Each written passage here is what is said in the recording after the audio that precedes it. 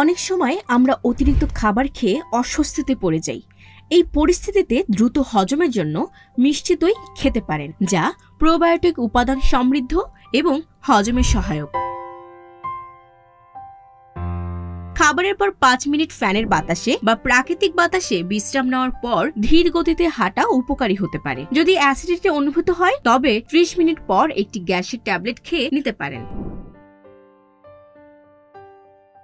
যদিও পরদিন সকালে সুস্থ অনুভব করেন, তবুও 1 গ্লাস চিনি ছাড়া ইসবগুল খাওয়া হজম ক্রিয়াকে আরো স্বাভাবিক করতে সহায়তা করবে। তবে অতিরিক্ত খাবার গ্রহণ হঠাৎ হার্ট অ্যাটাকের ঝুঁকি বাড়াতে পারে, বিশেষ করে যারা হৃদরোগ বা উচ্চ রক্তচাপের সমস্যায় রয়েছে। তাই খাবারের পরিমাণ নিয়ন্ত্রণ করাই সবচেয়ে ভালো সমাধান।